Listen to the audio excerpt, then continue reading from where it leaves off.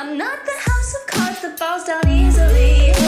I'm strong enough to handle what you throw at me. Welcome to Mental Health News Radio. I'm your host, Kristin Sunanta Walker. Just what are we going to discuss? The intimacy that is mental health. Let's continue to make it as comfortable as discussing brain health or heart health. This show has been on the air for several years and we have amazing co-hosts.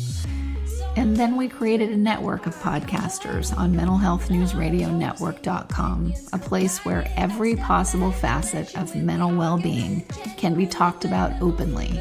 My show, after several hundred interviews, the format is this: intimate, deep, funny, touching, sometimes uncomfortable, but always vulnerable conversations with interesting people. The goal is to have you, our listening family, many of you who have become my good friends, feel as though you are listening in on private conversations. Thank you for tuning in and becoming part of this amazing journey with me, and now with our network of podcasters.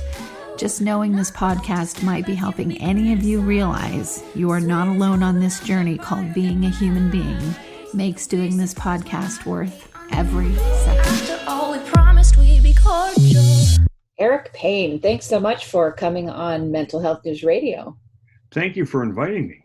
Absolutely. So your podcast, Not Alone with Pain podcast, is going to be on by the time this show airs. It will be another show added to our network, which is awesome. Well, yes, I'm very happy. Can you tell? Well, it is early in the morning. Well, it's not early, but it's the morning. It's a little later here, but I'm still, I have my coffee in hand. Oh, nice. Well, I just had a shake that looks like, well, my partner says that looks like mud water. At least it's not green. It I see is. so many different shakes, and when they're green, it just, no. Yeah, mine I have to, because I put spinach in it, so it is a little green. It's even worse. It's green brown. As the man says who has his own septic. Yes. Exactly. So you went to broadcasting school. I did. How was that? What was that like? What did you learn? Tell. Tell.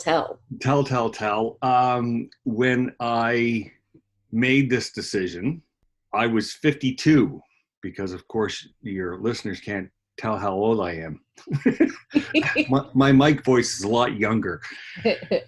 And I knew it was going to be daunting, just for the simple fact that there is an age gap with most of the learners that were in the class, and there was. And I think we both learned a lot. Good. So the age gap was what, early 20s? Yeah, we had 18, 19-year-olds. Okay. Most were mid-20s, and some of us were 40 to 50. I think there was 3 of us. So we circled the wagons, for lack of a better term, and we would kind of do a bit of a debrief on, so what happened this week? Or did you hear that? Right. Or I'm afraid for the future. Stuff like that. But no, as I said, it was an interesting dynamic. And I thought going in that interpersonal may be the biggest gap. And it turned out that I was even older than the instructors. Oh my goodness. So, I love it when you hit like 48, because then all of a sudden you're not the youngest one anymore. You start being the oldest person. You're like, oh, this is quite interesting. and you start seeing some of the habits that were in some of your fellow students coming out in some of your instructors.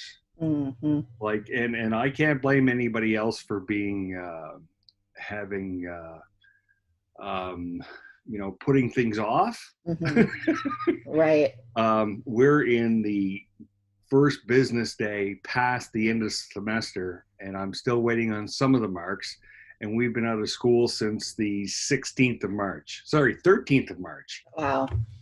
So I'm just kind of twiddling my thumbs. I know I've done well. I know I've passed, but I'm looking for that physical tick in the box. This COVID thing has really kind of thrown everybody for a loop. Right. Some that are in educational facilities are wondering up here in Canada whether they're going to have graduation ceremonies and all the rest of it. I'm of the give me my piece of paper so I can go back to work. Right, exactly. Like, okay, I don't need the hoopla. Have had many of those kind of ceremonies. I just need the Actually, I paper. haven't. Oh, you haven't? I did Okay. not finish high school. I got what I call my good enough diploma, my GED. Right. That's about me too. I got something called the proficiency test, which was Yeah. So yeah. besides military, which I had 23 years worth of service in, I graduated, in the graduation ceremony with that, and okay, fine. And, we've had some courses along the way and we graduated from those. Nothing with a cap and gown. And this was my opportunity. However, I did get my grad pictures done. So I have that Nice. without having to sit in an auditorium for 4 hours listening to somebody drone on. Right. So I'm kind of good with that. Right. Exactly. Exactly. Well, you're also a comedian, obviously. Well, I've learned to laugh at life. It helps. Yeah. What made you, just to refresh our listeners that maybe didn't hear your first Shtick? Yeah, what's your shtick? My shtick is I did, at the time, I think I was in around my 20th year with the Canadian Forces, most of it with the Navy. And I was out doing some, I can use the term now, personal care, which means I was out riding my motorcycle. And there was an unfortunate incident involving a Dodge truck and my motorcycle, which left me an above knee amputee and civilian by the time it was all said and done. But I learned, I had a pretty good sense of humor beforehand. I could laugh at an awful lot of things that other people, I could find the humor, especially with the military, because you get beat around a bit. Right. And I use those skills, and it took me, I'll say about 6 years. And then I finally went up on an open mic on a comedy club that's prevalent up here in Canada called Yuck Yucks. And I did an open mic, and somebody foolishly said to me as they were in passing, who had some professional time in, said, "Hey, that was pretty funny." So That's I've been all doing, you needed. I blame him.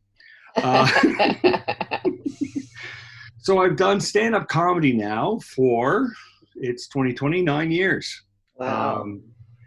And I had taken a job in the federal public service after I get out of the military, along with my, some will call it my hobby of comedy. And then I got an opportunity to go to school. And when I was 18 years old, somebody said, I went into a radio station and I tried out, for lack of a better term. I did a test into an old 2 push button recorder, for those of us who can remember those. And they never called me, but I always kind of wanted to. Now, I've had a bit of press over the last 15 years. And I thought, you know what, I'm going to reignite this thing. And that's how I ended up back at school. Because somebody says, we'll pay for you to go to school if you want. I said, really? Right. And I ticked the box. Tell us about, your work as a first responder, and then also what you're seeing where you live, which share that too. You don't have to give your actual home address, but you know what I mean? What you're seeing in terms of how, the coronavirus is being handled where you are. But first, your career part as a first responder. With my military career, I worked basically in hospitality services. But as a member in the Navy, we would not only do especially food services, and because everybody cleans on the ship, that you're not exempt of that, period. Mm-hmm. But we would have other duties involved with the ship's evolutions, and part of that ended up being part of the medical response team on board. And I was fortunate enough, I guess, to be able to sail on both coasts. For those other Navy individuals, I did NATO's on the East Coast. My last, I'll say, swing at the cat with the NATO's turned out to be the NATO that was going on during 9/11. And I happened to be home when that happened, so I got to watch it on TV. And then I flew back to the ship, and within a couple of 3 weeks, that's another euphemism from where I'm at, a couple of 3 weeks, and we got deployed to the Gulf, and we were the first Canadian warship that was deployed after 9/11. Wow. So we were there in theater, we'll call it. What an act. From about the 25th of October. Yeah. And I think we left around the 25th, rings a bell, of January 2002, and then we got to come home. That's a lot. Well, yeah. It was at that point because we didn't know at what point we're going to be coming home, and everything was really in flux at that point. There was even, we don't even know if we're going to get benefits for being over here during this. And it took them 6 weeks to tell us if we might get benefits for being over there. And then it took them, I think it was 11 weeks. And the special part about that is that in that time, we got internet available for the members of the ship's company, which we hadn't had before. This was all brand spanking new back in 2001. Wow. Yeah, that's true. Yeah. And it went from, you can call home if there's a big emergency, like, a spouse or parent has died or a baby has been born, to every day, did you find out yet? Did you find out yet? I was dying to go back to the no internet in a heartbeat. But, really? That's fascinating. Well, as I said, when you get into that enclosed environment, because that's what it is. That's just the enclosed environment. And, you'll hear military people say, as soon as you go on deployment, the car breaks and the washer breaks. Something goes big as soon as you leave. Right. And it's it's unnerving. However, it does give your spouse a chance to, get in there, get their hands dirty, and realize the fact that, they're capable too. Right. You don't have to be the person to come in to fix everything. You'll have a couple of conversations. There may be a heated argument. There may be some tears. You just don't know. But it's okay. It's fixed now. We're over that hump, and okay, we'll get into a routine, and things will be what they'll be, which kind of brings us down to what's going on now with the coronavirus. And I've seen enough memes, sorry, I keep on calling them the wrong words, going around about, it's obvious you guys haven't been on a Navy deployment, and it shows. When we were over in the Gulf, the longest time our ship had at sea was 42 days. And for the Canadian Navy at that time, that was huge. Because normally it's week out, weekend in, or maybe 2 weeks out and a weekend in. So now it's 42 days. And then we've seen this phenomenon that once you come out of port, you would talk to the people that you normally talk with. Mm-hmm. Then you would talk with people that you normally don't talk with. And then you just stop talking. Right. I know. I think, it's, my mind is just ticking away here at that. Yes, you 42 days. That's that of social isolation, basically. Yeah. And you're right. We are sitting and whining and crying about, and that's on a ship in the middle of the ocean. And we're whining about it, having to do this in our house. Yeah. With Netflix. Exactly. And I don't want to say an internet connection and anything that your imagination can provide for your Google search. It's because you can't do that on the ships. They frown on that kind of stuff. But yeah, you can entertain yourself at home. I got dogs and I've got a yard and all that kind of great stuff. But we've got some added stuff going on here on the east coast of Canada right now. We had somebody going on a shooting rampage and killed 22 people. Yeah, I saw that. So that has been added into it. There's been a federal response about gun control, and there's discussions around that, and there's domestic violence discussions, and there's COVID discussions, and most of it's turning into ugly shouting matches where everybody's trying to get heard and everybody thinks there's right. And I'm kind of just stepping back and kind of pulling the curtain back over me because I can't get involved. Yeah, and when you learned how to do that when you were in the Navy because you had to. It's kind of like I look at it like this in a very teeny teeny way compared to what you dealt with. But remember the time before you could get internet access on an airplane? Gee, like I fly Air Canada. We can't even get it there. Okay, well now I don't know. In the last few years, you're able to actually buy internet. So even on a half an hour flight, I've been known to go, oh, I'm going to get that, $19.99 for my half an hour. I mean, it's ridiculous. Yeah. But before, you just didn't have that option. And so I actually would get on a plane and I would be bathed in relief because there's nothing I could do. I can't be there for the emergency. I can't answer the phone. I can't, be on the internet. I'm on a plane. And now we don't even have that anymore. No, we're never at where we are. We're always someplace else.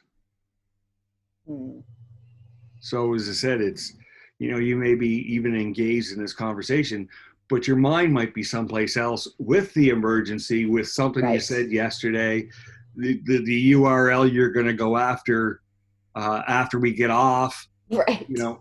It's and when you get into those sessions with mindfulness, it's just so foreign. I know, that is very true. That is why I like working with the animals that I have, because when I am with them, I'd say 90% of the time when I am with them, I am just focused on them.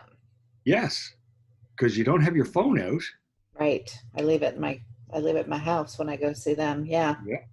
I did some equine therapy and I thought it was incredible. Yeah. I also have dogs, not one. I'm not saying I'm OCD. I have 3 labs and excuse me. I have 3 labs, which I'll call them miniature ponies. They're running around 80 pounds a piece. Oh my God. But, my thing with dogs are if you can't spoon with them, to me, to offend anybody else, it's not really a dog. I like wrestling with them. I like playing with them, and it's great. And I found that same relationship being able to, dial into the dogs as I could with the horses. Mind you, mostly female horses, so I don't know what that says about me, but well, let's see, like female horses. Mares. I have a mare and I have a male donkey, and mares are definitely, I don't know, they are all the things that you say about strong women. Say nothing about strong women because I will get a rebuttal.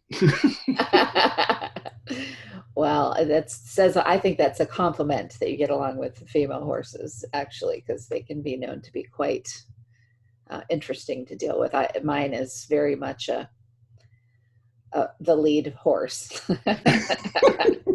And I'm a lead too, so it's like jockeying who's going to lead. We do that often. But anyway, so what prompted you to start your podcast and want to do this and share your voice in the way that you do, because not alone can mean many different things. So what does it mean to you, and in this context? What I'm seeing, and I've been, I'll use the term, a little hypersensitive anyway to what has been going on with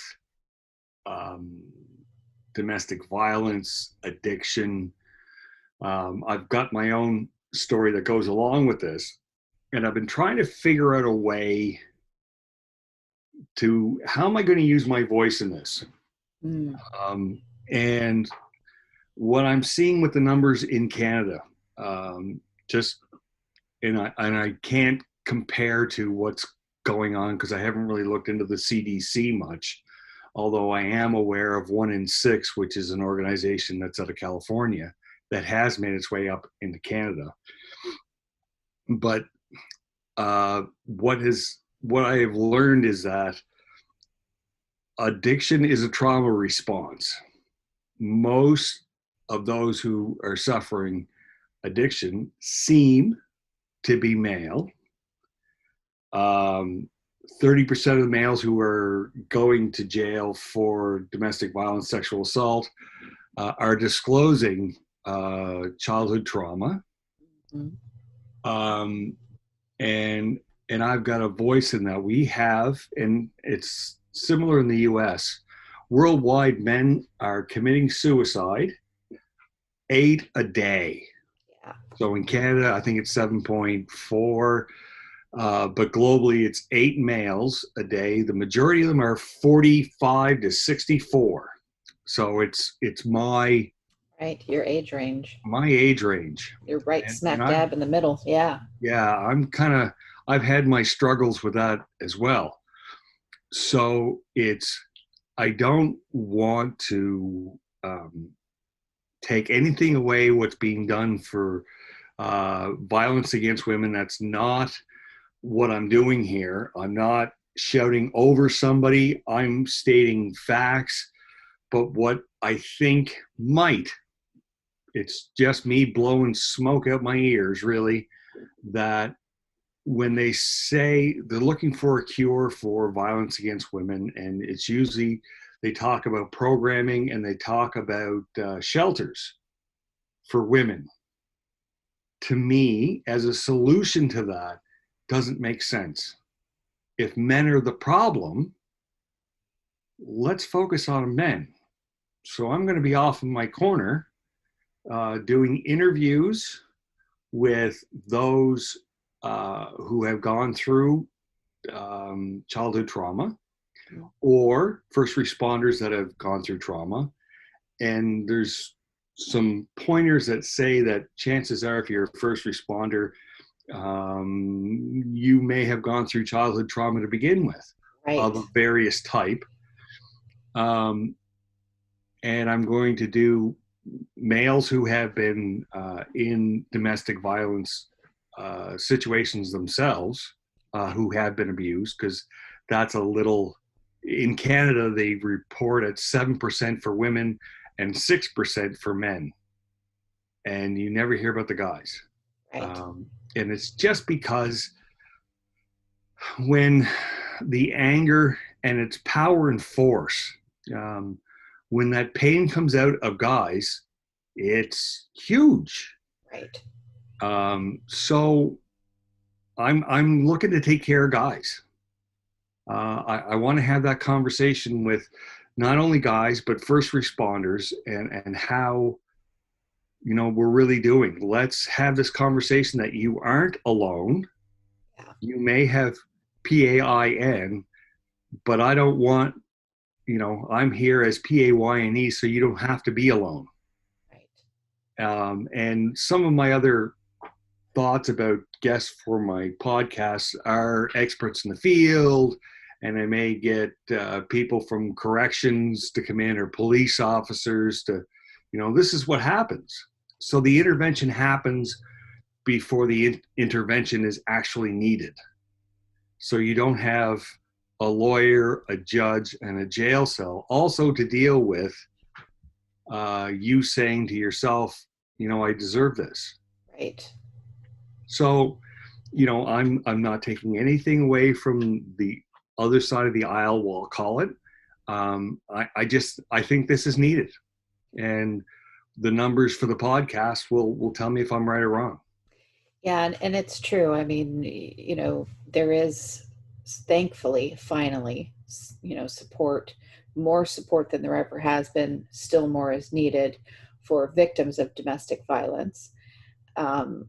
Largely reported, or much more reported, is are women doing the reporting and being as the victims of domestic violence, in comparison to the men reporting that they're the ones that are being abused in a domestic violence situation. So somebody has, several somebodies need to take that stance, because it is happening. Yes. And there has to be a, support for that. Well, in similar numbers, similar men and women are attempting suicide, but the women are only 25% successful. Right. Men are way more successful at doing this because of methodology. Right. Women are using pills and vodka, and guys are using shotguns or guns in general and rope, and they work. Yeah, exactly. You can't say that we can't do a job, but give me a gun and I'll make sure that this is, the women are taking up 75% of the hospitalizations from suicide, where guys aren't. We're going to the morgue. Right. And women will normally go to the hospital if they're hurt. Guys won't. Yeah. Broken hands, broken wrist, broken whatever. I've been in a provincial discussions in around housing for domestic violence victims, and I'm a person with a disability, so I'm also involved in, well, what happens if I'm in a wheelchair? I have a spouse who is, let's say, using up all my money for the accident that I had, or whatever, going out to play bingo, and they're slapping me and calling me useless, whatever. Right. Where can I go with my kids? Nowhere. And I know it happens, right? Right. I got nowhere to go. I can't take my kids anywhere. So I'm stuck. And then I get, well, men make more money than women. And then the conversation's over. Right. Right. And I go, what just happened? Now I'm going to have some noise in the background. My wife just showed up with the 2 dogs, 2 out of 3 dogs. That's okay. They were out on a walk. Now she normally takes the older one for a little sauntering around. She may or may not right now. But her dog, which is the youngest one, he's 3, cries like you wouldn't believe it. It's like somebody stole something from him. And crying when he comes home? Can't wait to hear this, because it sounds like we're tortured. Well, now I can't edit this because we have to hear this. Right, listeners? Don't we want to hear this? Oh, that's funny. I hope it happens. I mean, we were getting ready to close anyway, but I hope that as we're closing, we hear some kind of whining. Damn males, and they're whining. But so yeah, I just it's just something, the original idea for the podcast did come prior to going to school, but the school itself, I had one of my final projects, and they said, we're going to need at least a radio documentary / drama, and we're going to need a podcast. So right now I've listed my first podcast. It lists the next 2 guests if I can get them. I'm having problems trying to nail them down right now. And it's basically got my story loosely told, which is the drama. Feedback so far has been good. Good. Good. Anybody that likes to get out there and, use their voice in a way that serves others as well as themselves, that's my passion, just absolutely my passion. So I'm glad that we got introduced and that you came on before and that you're now a part of this network. Whee! So everybody, it's Not Alone with Pain. You can find it on Mental Health News Radio Network, iTunes, iHeartRadio, any app that you use, you can find it there. And Eric, tell our listeners where they can find out more about you, your website at this point. Yeah, I do have a website, Eric Payne, EricPayne.ca. And that doesn't come with an A. EricPayne.ca. Right. Just because we're Canadian. But no, there is some resources there, a little bit of a detailed study. I'm also looking for work in radio right now. So there's some other resources and other websites that I've got attached there, like Mixcloud and SoundCloud. So you can hear me rambling on with some tunes in the background. Nice. Well, thank you for coming on today, and stay strong with everything going on with COVID. I've been giving dates on shows now because I want people to know where we're at. So today is May 4th of 2020, and some places are starting to open up. We have just started. Yeah. But we're not opening up our borders yet. We're just slowly starting to move around, and I've got a motorcycle, so there's some more self-care for me. Right. I don't know about the US, but this week up in Canada is Mental Health Week. So nice. Happy Mental Health Week. Yeah, exactly. All right, listeners, thank you for tuning in, and please check out Not Alone with Pain, Payne, on Mental Health News Radio Network. Hi, listeners. I'll make it quick. These are some really cool places that give discounts and other cool things for listeners of Mental Health News Radio Network. If you want to get amazing help with healing from narcissistic abuse, go to healfromanarcissist.com. If you want CBD products that are the best of the best, I use them myself, go to Proze, PROZE.com, and use the code mentalhealth20, mentalhealth20. If you want to get daily perk ups that help retrain your brain to think more positively, go to perkupdaily.com. And also, just because this one's fun, snarkycandles.com. I guarantee you'll love them. Snarky with a Y, SNARKY, candles.com. And don't forget, if you want to hear all the shows on the network about first responders, you can go to firstrespondermentalhealthnetwork.com, and all of our shows that focus on narcissistic abuse, narcissisticabusehealingnetwork.com. Thanks for listening, and back to the show. Sometimes I'm passive aggressive, but never without good intentions. I heat up and act on my emotions. Thanks so much for listening to Mental Health News Radio. Our podcast can be found on iTunes, Stitcher, and hundreds of other podcast apps, or you can visit our website at mentalhealthnewsradio.com.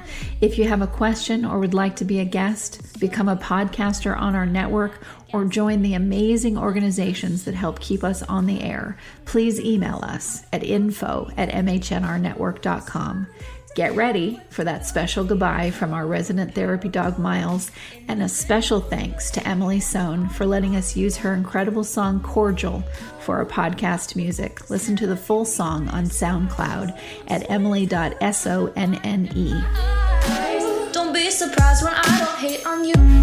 After all, we promised we'd be cordial. Sometimes in you I can fight it, but I'm opposing. Good boy.